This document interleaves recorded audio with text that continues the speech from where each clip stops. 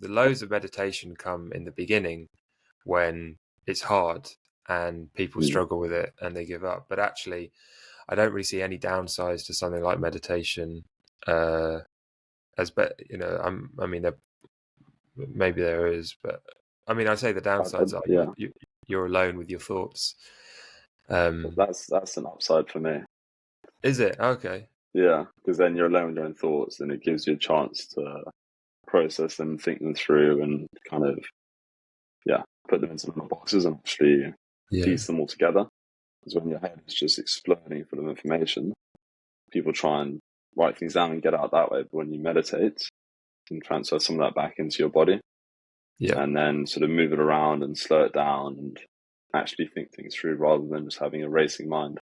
100%. You know that's a skill though. A lot of people, I don't think, Mm. can do that. A lot of people struggle with that. Yeah. You know, growing up in school, they would put oil and water in a jar, and it would like separate. The only way you could Yeah. keep it together is if you shake it up all the time. I always feel like the human mind is a bit like that jar of oil and water, and especially in the modern era when we've got all this stimulation going on, Mm. we can get. I don't know if you want to go down that sort of Definitely. matrixy Yeah. route and things like that, but you've got all the stimulation going on. They're kind of trying to keep us shooken up all the time almost, so that we can't allow things to separate out. And I think that's what meditation does. It allows the water and the oil to separate out, so to speak. Um, but yeah, um, let's talk about John Peterson.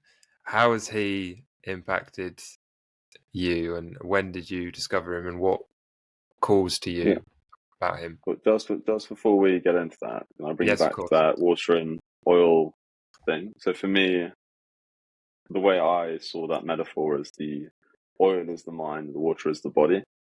Okay. And through all this stimulation, you're basically the water's just staying still. All you're using is your head. You're constantly taking information. You can't really think. Yeah. Whereas when you meditate, it's like you're shaking it up, and Yeah. everything's moving around and actually Okay. reconnecting to the body and listening. Because Yeah. it's That's not really just good. our mind that thinks. It's not just we don't think just from our mind. We get ideas from our body as well. Like our Absolutely. spleen, our stomach. We have so many more senses and places we can gain information from than just our brain. Yeah. It really frustrates me seeing people just doom scrolling on their phone, especially Yeah. when they're in the spa, sat in a hot tub, just scrolling through. I'm like, just fucking put your phone down Yeah. and be with yourself. People can't do it nowadays No. because they've never had to. There's just Yeah. constantly stuff coming through. So the Yeah. little event that does, that's actually why I'm building my course, to allow people to be with themselves and not Yeah. need outside stimulation to distract them or numb Yeah. them or pull them away. Yeah. And yes, that's Jordan Peterson. I Well, saw him. Yeah, go on.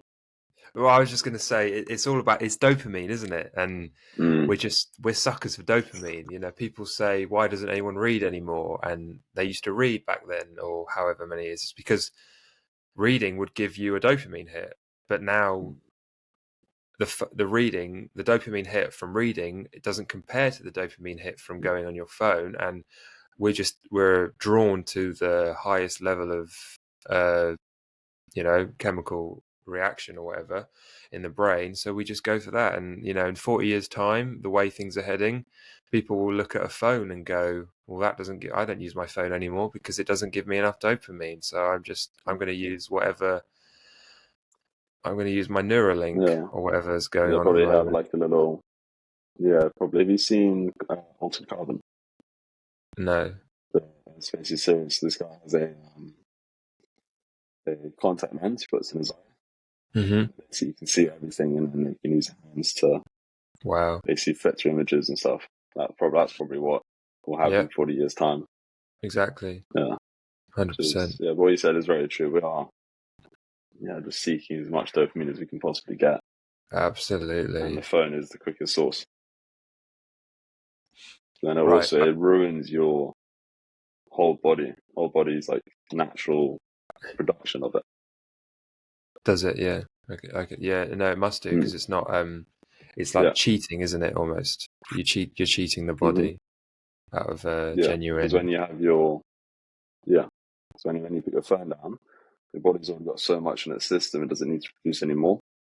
So then when that starts to taper off or it's been used up, you start to crave more because you've been used to those high levels, whereas those high levels aren't natural. Mm-hmm. So you kind of need some proper time away from your phone, TV, stuff, just time in nature to kind of get those leveled out again. And then Yeah.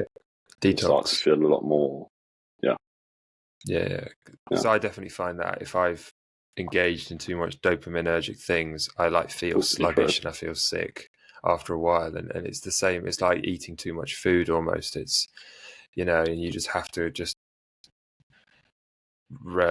reset and detox. And it sounds very trendy, detox.